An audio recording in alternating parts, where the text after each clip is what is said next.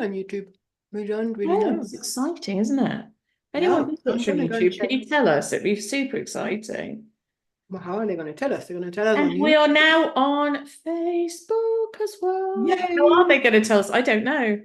I'm You gonna go can and look. put comments on YouTube, and it Yeah, should come up on my little chat thing here. But I don't quite understand how that works. So don't do, yeah. well, you can do that. We'll find them eventually. Hello, anyway, if anybody is there, I'm just double checking to make sure we are I'm not making it up and we are actually live. No, I can't see it on Facebook at the moment. Let's have another look. Have I gone into the right place? No, I can definitely see us there. Oh, Sarah's there. Hi, Sarah. Hi, hi. Why can't I see it on my version of it? Ah, found it. Found it. Found it. Right, we're now officially live because Sarah's there. So that's all we need. Oh dear. How are you, lovely lady? Hope you're all well. We got sunshine again today. Ah, I know, it's really amazing. good. Well, I've come up with this rash. It's Oh like, how no, unfair is that? It goes that is sunny and I unfair. come out in a rash. I know. Do you have like sunlight allergy or something horrible? Sarah just thought, it's me, Finn's mom. Hi, Finn. Oh, bless. Hey. So, what have you been up to lately, Barbara? Anything exciting? Well, I'm feeling a bit frosty because I've just come from the agility field and I had two lovely sessions with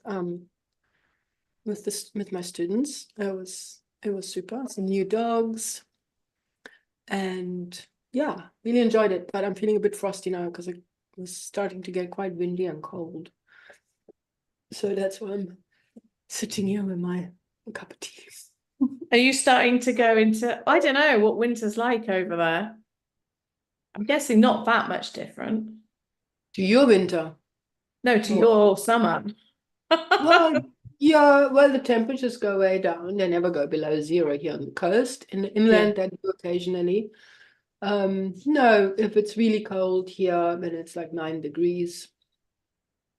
And then we make a fire. I'm so British, aren't I, sitting here talking about the weather? I guess. Make myself laugh. Hi, LJ. Nice to see you as well. Lovely to see you. If Oh, anybody's LG, you here, are such a trooper. please You are wave. I know you're always here. always keeping us company. Makes us feel Oh, so and loved. Sarah's here. Yay. Sorry, Sarah. I know everybody noticed.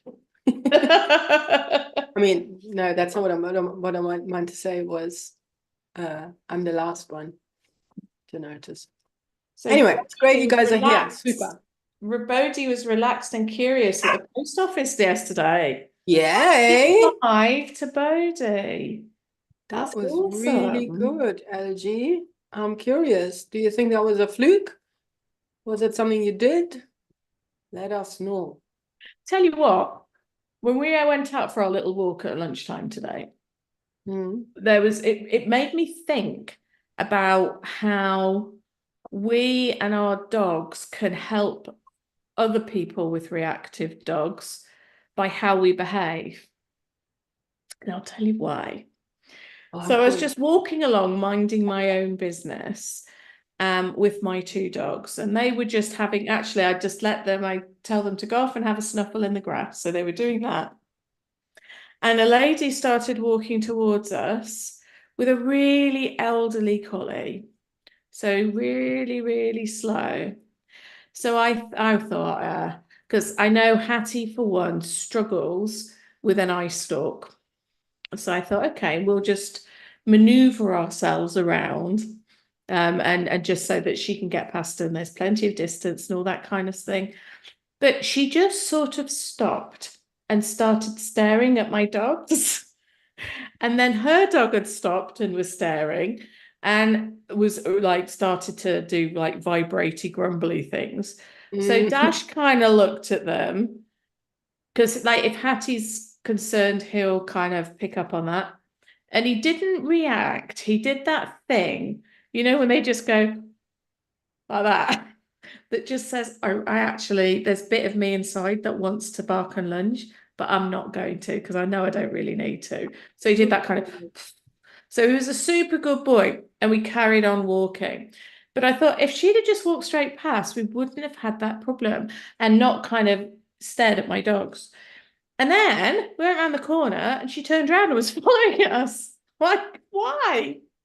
Why would you do that? It's madness. But anyway, that just frustrated me today. Just frustrated me. And I know we can't expect other people to understand our reactive dogs as much as we do, but So, but you opened this saying, how can we help other people? Because yeah, we don't do exactly. that. So what I was thinking is when I see somebody with a reactive dog, what do I do? So well, firstly, I keep moving and I get past them as quickly as I can. I don't look at the dog. And I don't have jangly tags on my dog's collars. They have the ones that you kind of feed through, so they're flush with the collar, so they don't make any jingly noises, which can sometimes be a bit of a trigger for reactive dogs. Mm. So it just made me think about all those little things, and in terms of and not following people. And I thought, because if a few months, not a few months back, that's a total lie, but a few years ago, that would have been a massive issue for Dash. He'd have really struggled with that. Mm. At the moment, he just went like. Falky would have struggled. Yeah, but it was hard, and he had to try really hard not to be a total idiot and lose it completely. It's really hard. Oh, who have we got? So we've got Marion in Broadstairs in Kent. My mum, Marion, when she was little, used to go on all her holidays to Broadstairs. Just so that you know, that's the only thing I know about Broadstairs. Well, welcome, Marion. It's lovely to have you here. Yes. Okay, shall we delve into our first? Yeah, Yeah. Let's do that thing. So we had a question from Bernadette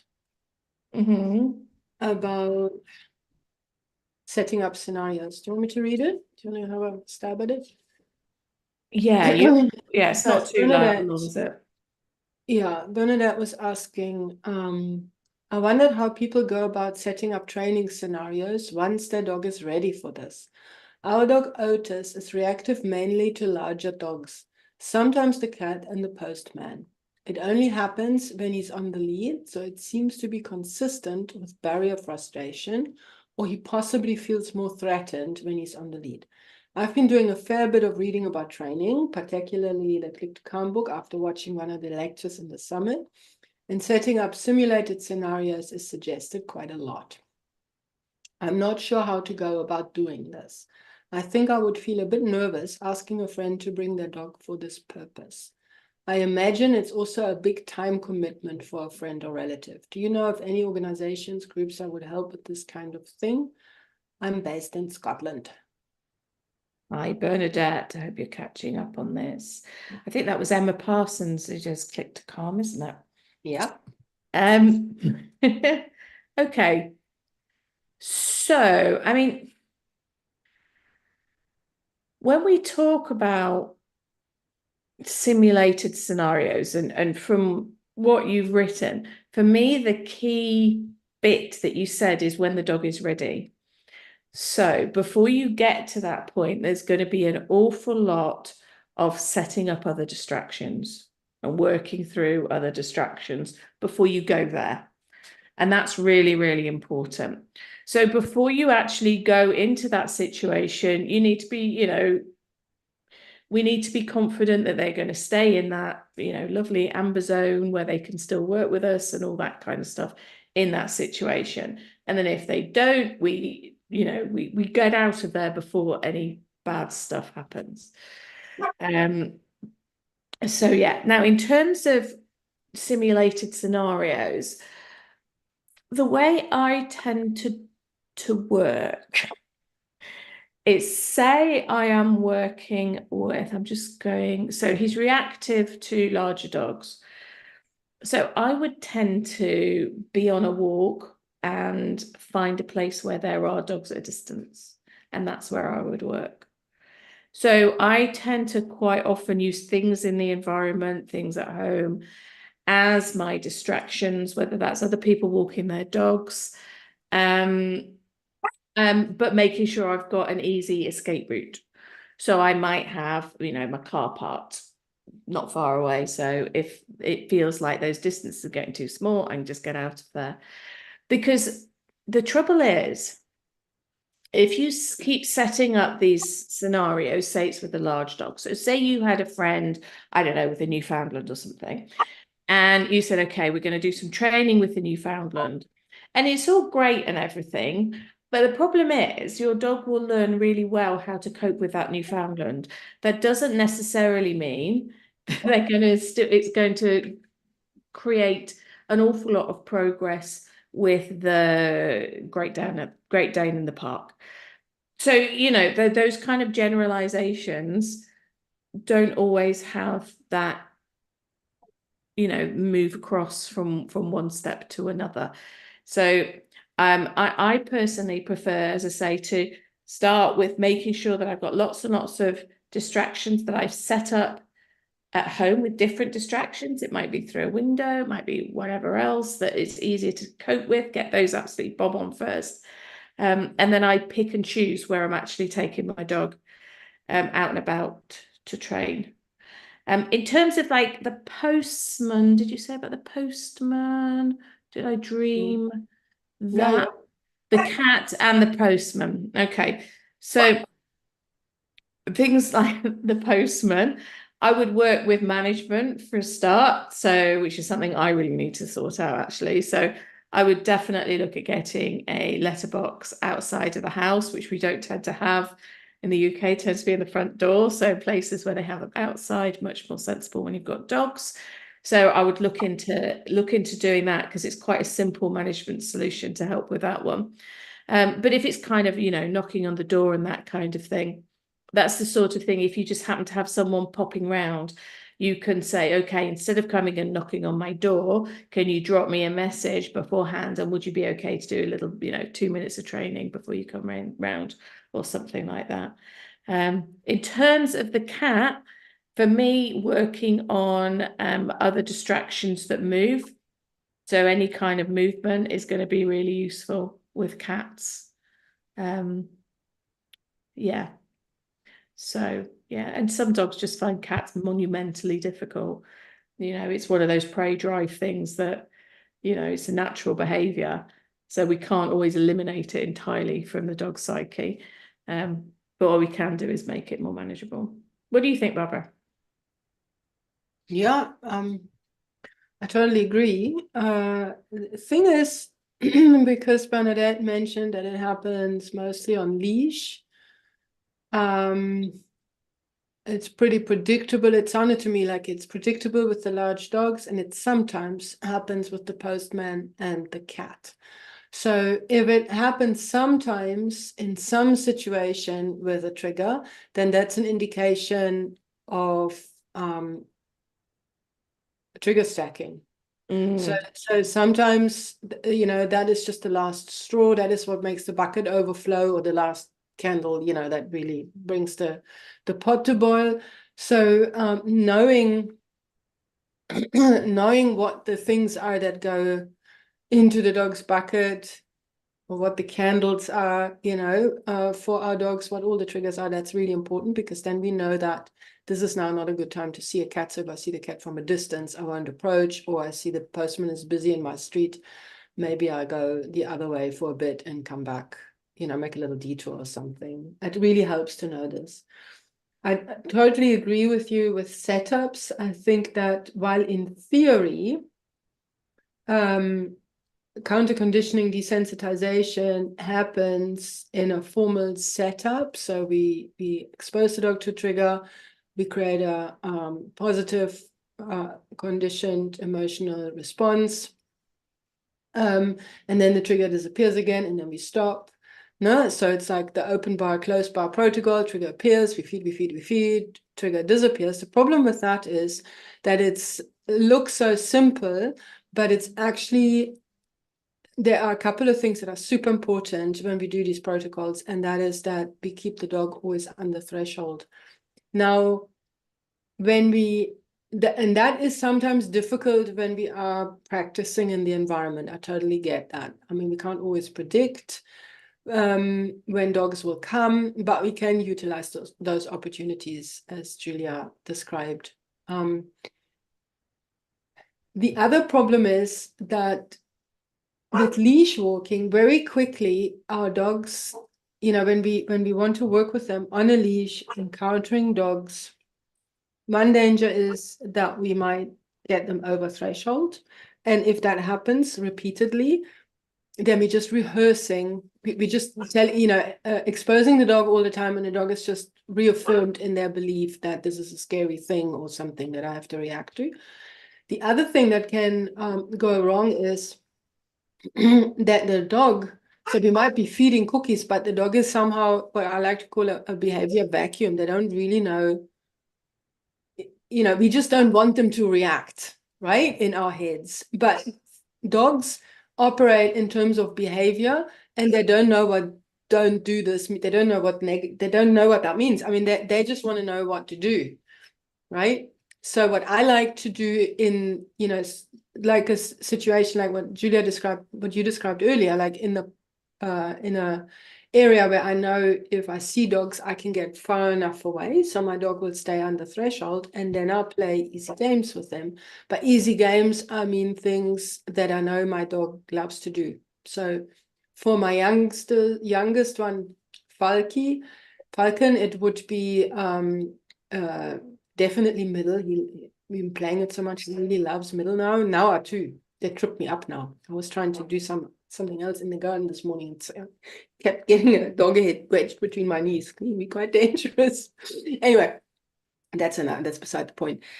So middle is a great one. And I can do this either facing away from the thing, or I can do it facing whatever it is that they're looking. So that is a way to adjust the intensity. And then and I would play, and things like a setter down, coming into heel position or reinforcement zone on the right or on the left. High five is something that I love to do with Falken. With Noah, I might do a play bow, or jumping up on me. I mean, there's easy things. Paws up on either a thing in the environment, or paws up on me, depending if you have a really heavy dog.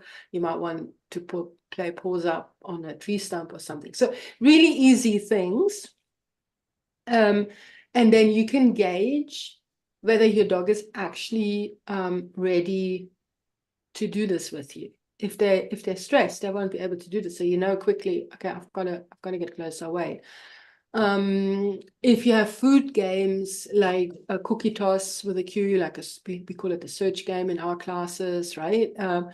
If you can see if your dog is actually able to eat food. If they can't eat food, they're over threshold, so you need to get further away. So those are all little tests that you need to do before you do anything. If you have somebody that you can arrange to meet in the park, while it's absolutely true that the Newfoundland dog might not be preparing you for the Labrador or the Great Dane, if you have friends with big dogs and you can set something up, you can absolutely do it. It's not a huge time commitment because these sessions will be super short. Definitely. You don't want to overwhelm your dog. So you could set up something like, let's meet in the park at such and such a time. However, here's the thing. You have to have a really clear plan so that you can give really clear instructions to the friends so that they know what to do. I did it with Emma's reactivity to moving objects. I had a friend help me with vehicles, right? But that's another story. There was something else I wanted to say. Oh, here.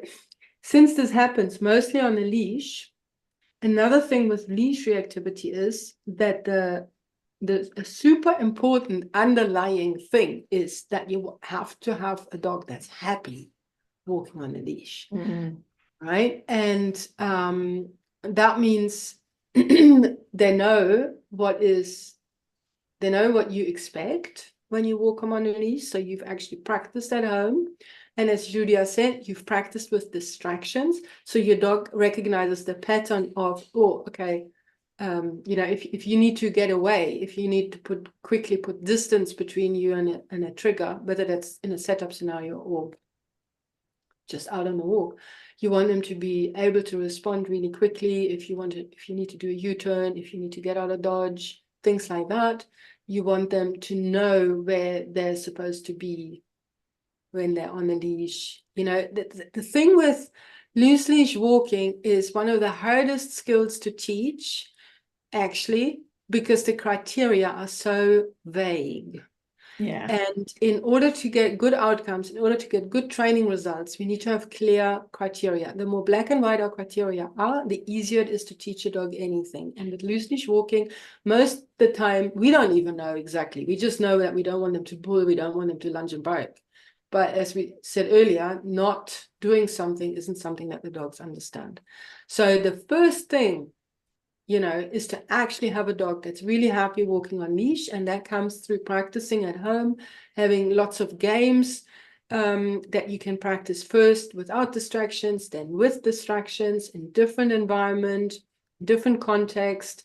I would take the dog to places that are potentially exciting and distracting, like a play park with people, if he's not people reactive, or somewhere where there's tennis courts, or, you know, anything, a play yard, where you can go to something that's potentially super distracting after you've practiced with controllable distractions at home, of course, and practice the games there. So you're building up, the dog's got skills, you have a more confident dog, you are more confident that you know that you can get your dog quickly away from something before the pawpaw hits the fan, you know, all these things. And actually, we have something in the pipeline that will help you with this. So when it comes to, you know, teaching these things to a dog and having really good skills for walking on leash. So yeah, stay tuned for that. Absolutely. There'll be some emails coming soon. Anyway, that's all I can add to this. I was just going to say, I think you kind of, what could be really useful, because what can sometimes happen is we practice a skill at home so we know what we're doing, and then we take it to the really hard place, so the place where there are the big dogs, and it's too much. You kind of need to sort of graduate it a little bit, almost have a ladder. Yeah, okay, this is no distractions, this is just the skill building. How can I make it a little bit more challenging, a little bit, and just go little bit by little bit? There's your eventual goal, which is the big dogs and whatever else. But you need to have those levels in between so that you can set your dog up, firstly, to challenge them, so you're not putting them in a little bubble, but also to make those steps achievable so that you're setting them up to succeed, which is so important. That is so important. You're so right. And that's the thing. So practicing at home with distractions where you really can control the outcome. And then also so you can be confident that you know how to reduce the intensity, whether it's a distraction or a trigger. I mean, the difference between the two is sometimes difficult to define, right? But when there's so you want to be able to or feel confident that you know what needs to be done in order to reduce the intensity. And the easiest way to practice that is where you feel most confident and your dog feels more confident, and that is at home. And then when you're out in the world, don't, like you say, exactly, don't go to dogs, use other things. And think about your frame of mind and the dogs, because like you just said then, Barbara, if that bucket's nearly full, that distraction becomes a trigger.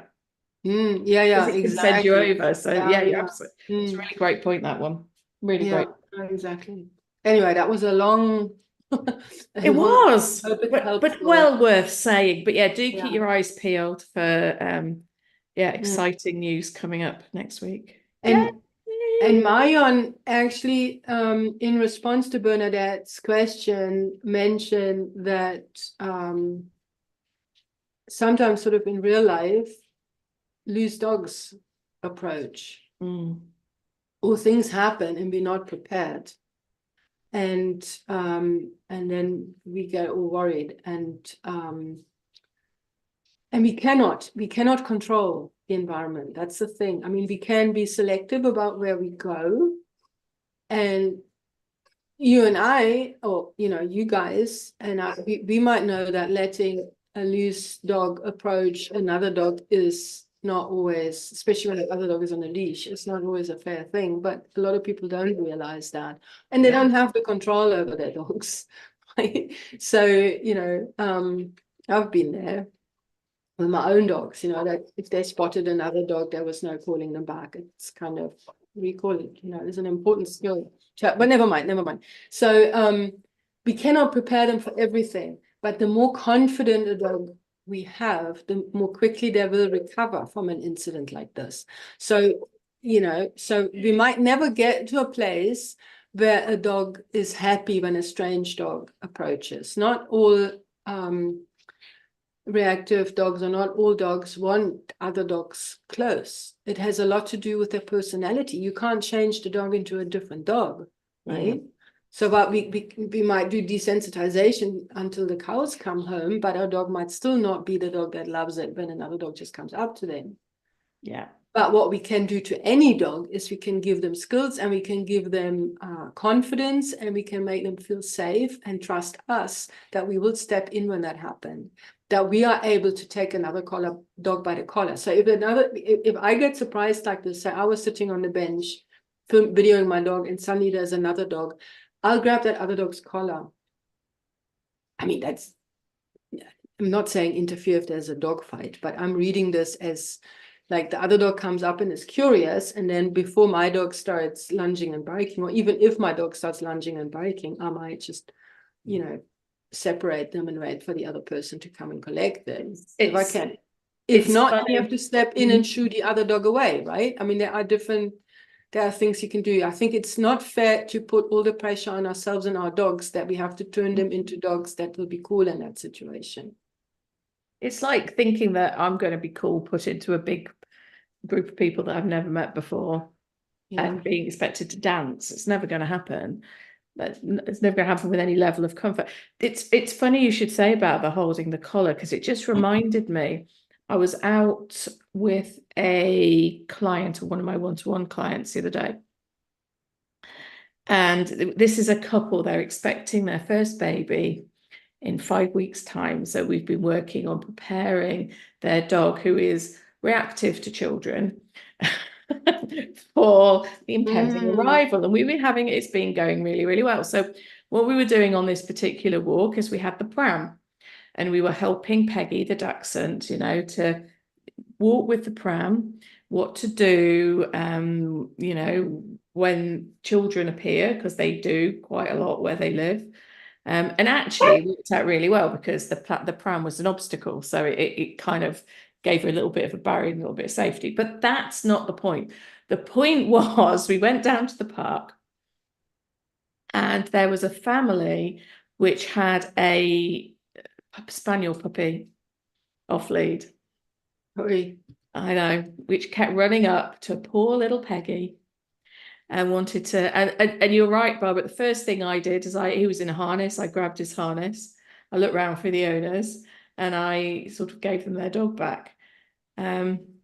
So yeah, it's funny. I hadn't really thought, but I do that to protect the reactive dog. Yeah, exactly. Get in between, or those are old skills. So we need to build up skills as much as our dogs need skills. It's not just about getting them to be good with other dogs. Yeah. Hang on, there was another question. There was. So the next question was Christine Dudgeon. So she has a 10-month-old lab that's reactive to people. Now that spring is here, our neighbours are out in their garden. Quilla smells, hears, or sees them and runs down the fence barking. The fence is half chain link and half solid wood. She doesn't have to see them to react. Yesterday, I did some training work with her by the fence, and then we sat there, and every time she looked at them, then back at me, I rewarded her. Am I on the right track? Thanks for all your helpful advice. So 10-month-old lab is probably going through a fear period Mm. more than being reactive. Well, I mean, reactivity is a funny thing. You can call it that, whatever. He does overreact currently. Or she? She, yeah. No, so that's probably to do with a fear period, and so you know, more so being out in the garden and working with her on it is definitely a good thing. But there's two things I want to say. So number one is we want to make sure that we keep a good journal about what our dogs are up to during the day, how much they've already worked, what happened earlier in the day, etc., so that we can see whether they're actually reacting to the neighbors always, or is it only in certain situations. Often, if the dog is tired, lacks a bit of sleep, has had some other exciting things already happening that day, they might be more likely to react than on days where they're super relaxed, nothing happened on the walk, and they had a good snooze in the afternoon, and now we're outside. Right? So in order to know what's going on, we need to journal. The other thing that's important is, of course, that our dogs get what they need. I know that sounds like, of course, you know, but you guys have seen the talk with Linda Michaels and the hierarchy of dog needs. It's a really nice framework to revisit over and over again. This work never ends. Because very often, you know, there's so many different ways in which we can meet our dog's needs. That's what I'm trying to say. I'm not trying to imply that any of you don't. I know that you're all great. You wouldn't be here. You wouldn't be here if you weren't so concerned with what, you know, your dog's happiness. So I know that's a given, but we want to constantly reevaluate this, right? Because there's so many different ways you can do this. So we want to make sure that they have adequate exercise, adequate rest, adequate mental stimulation, that they feel safe, you know, both physically, but also socially and emotionally, that they there's nothing health-wise going funny with them, etc., etc. So that's number one. And that, as I said, there's different ways we can meet these things. So if you look at your dog's schedule, if you're looking at your journal, and if you're looking at the way that you make sure that these things are taken care of, there might be other stuff that you can try, adjustments. Number one. Number two, I understand that Quilla doesn't need to see them, and yet stimulation happens through the eyes, the ears, and the nose. So as much as we can reduce that intensity, we want to take advantage of that, because sometimes we're also tired, but we want to go outside, right? So if you want to relax outside, the neighbors are out, you don't feel up to training with Quilla. I know that happens, right? I just want to be in my hammock. I don't take Falky out with me because I know he's going to stir up some nonsense with the neighbor dog. We're working on this, and I'll share just now how, and it's getting better. But if I just want to relax outside, well, then Falky goes to the other end of the house with a bone. And the way I work it, and I'm sure Julia's got some additional different suggestions as well. I do exactly what you did: training on a leash, out and about, high value treats, keep it fast and fun for the dog. I might do some games, but I would keep the dog engaged, and I would keep the sessions really short, I think. So similar to what we were talking about with the leash walking in the park, you know, with some triggers over there, you want to get good rehearsals and then keep that really short, and then put Quilla back inside with an enrichment so we don't rehearse the fence fighting.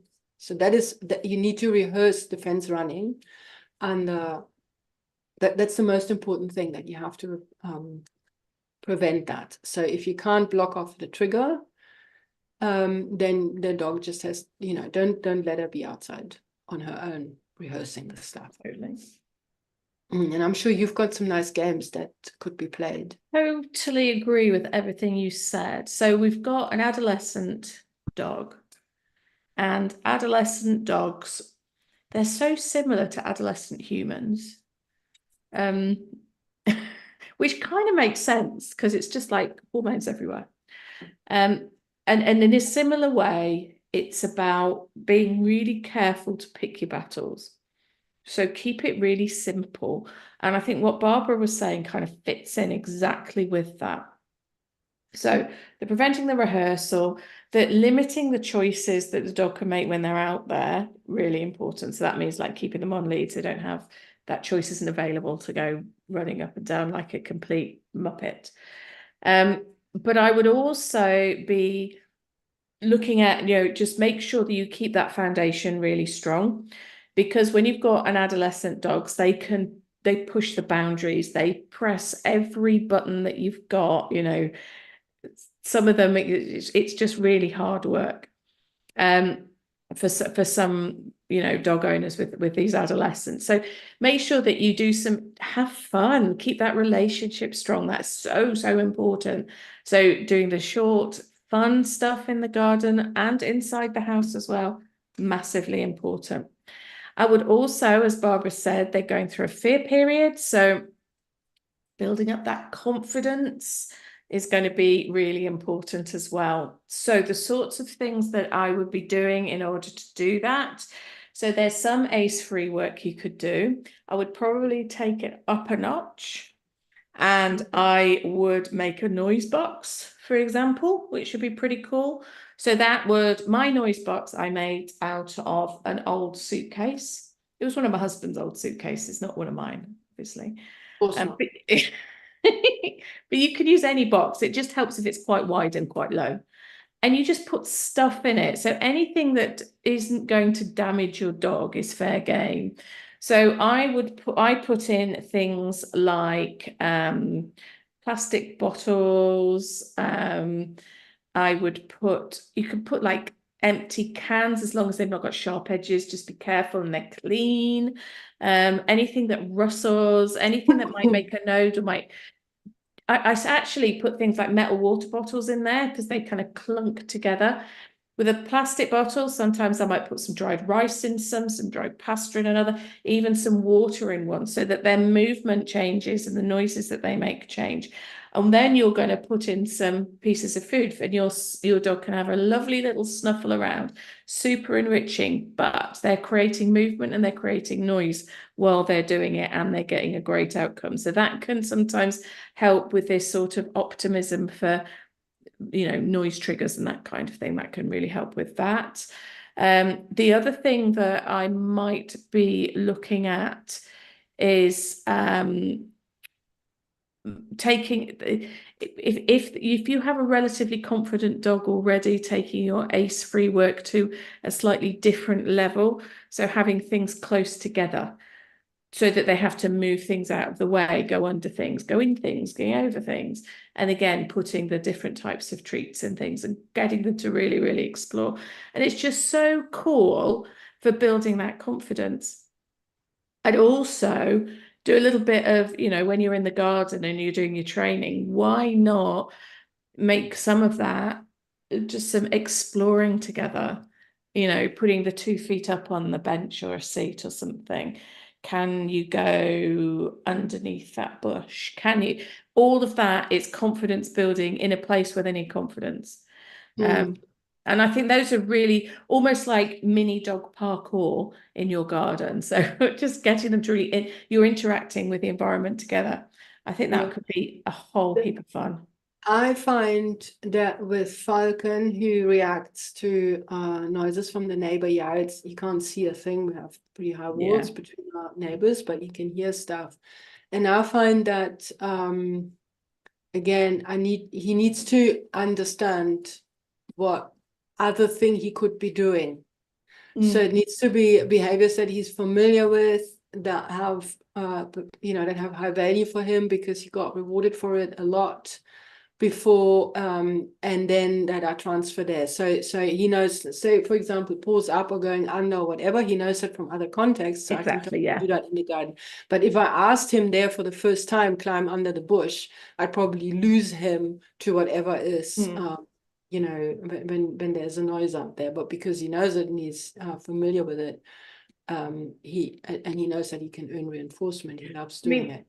In terms, I would probably do it with when the neighbours aren't there initially, you know, like with everything. And when then there's nobody there, I don't think there's anything wrong with doing some, you know, taking a bed outside and including some chill zones. So a little bit of chill time, a little bit of training, a little bit of play, a little bit of this, a little bit of that.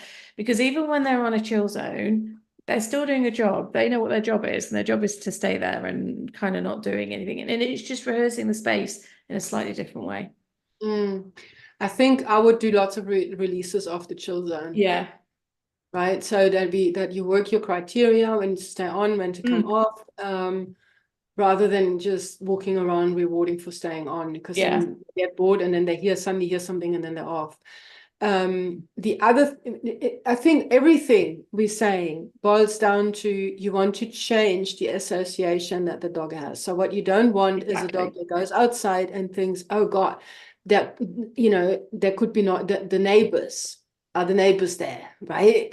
And then the moment they see or hear them, they fly off the handle. Instead, we want to create a association with that environment that's different. So I see that super clearly with Falky, who's got completely different behaviors in the front yard than he has in the backyard. In the backyard, you know, he's until recently, until we started really to focus on it, I would open the door, release him, and he would go immediately into that corner where he tries to get a raise out of the neighbor's dog. And I want to change that. That's not supposed to be the first thing he thinks about. Right? Yeah. It's difficult because our dogs will train themselves. It's like you say, if there's that behavior vacuum's created, they'll fill it. Yeah, you know, and that is also why always. the management is so important. Yeah, right. Make sure that they're not going out. Another thing that you can do, if it's about hearing the people now, audio taping your neighbors might not be ethically advisable. I don't know, but unless you ask them first.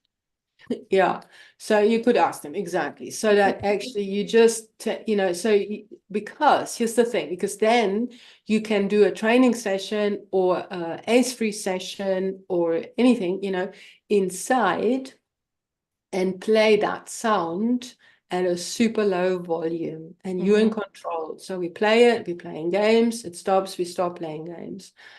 We play it, we play our games, and then we start playing it again. And then, you know, with each session, we can slightly increase that volume, and it's a familiar thing. But I wouldn't just feed, I would definitely play games doing that, because I find the dogs. I agree. And that's what I did. Yeah. Hats used to bark at the neighbours' kids when they were playing in the garden. And so I went out there and we did little bits of training, and we did all the things that she likes to do. She loves training anyway. So she gets all like, this is super exciting. Short sessions, and now she doesn't do it anymore. Yeah, I do that with agility noises, because it sets, you know, now I get totally over excited. Understandably. So, and then in the agility, in a trial environment, there's so many candles. So if I can do some contact, you know, just get him, you know, it's just you taking a candle away. It doesn't fix the entire thing, but you make it easier for the dog. Just changing one of the candles, taking one of the candles away. Perfect. Should we talk? Good. So we have tons of comments, but my silly view here only ever and shows mostly just lovely people being lovely. Yeah, so I see Sarah loves the permission to relax. And I know that I asked LG about what the big thing was with Bodhi, and I've seen that she replied, but I can't see that anymore. Anyway, it's awesome that you're having success. That's the main so cool. So cool. And yes, no, it's all absolutely delightful. Sarah says she's learnt there's no magic wand. It's a lifetime of learning for me and my dog. Wouldn't it be amazing if there was? Oh my goodness. I You're would right, have it really, 100 and I'd be selling it to everybody. yeah, really, really I- isn't. I was really- Sarah says, Right, however, so if if you there do aren't any, magic wands, I'll take it. If I have the magic wand, Sarah, it's staying right here with me. No one's taking it off me.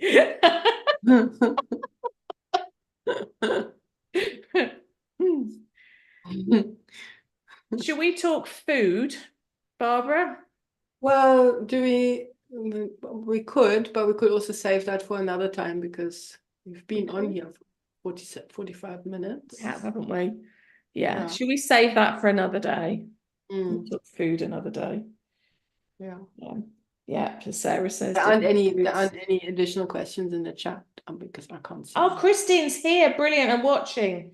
Lovely. So thank you for the suggestions. Quill has been fearful of people since the beginning. So you've given me lots of ideas.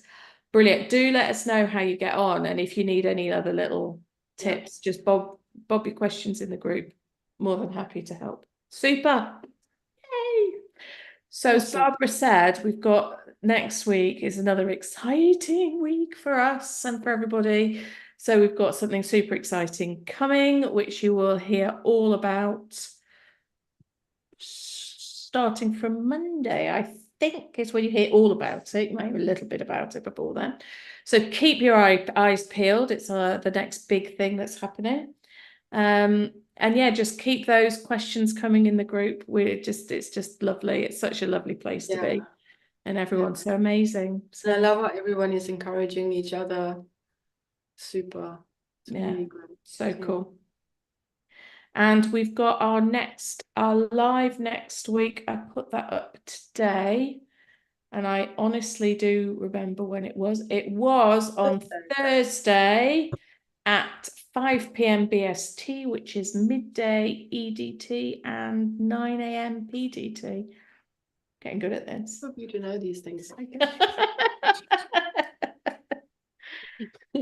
So yeah, if you've got any other questions, we can bob them into that one. And of course, if you can't make it live, you can always watch on catch up. So yeah, lovely to see you all. Yeah, thanks so much, guys. You are amazing. Absolutely. We'll see you next week. Bye.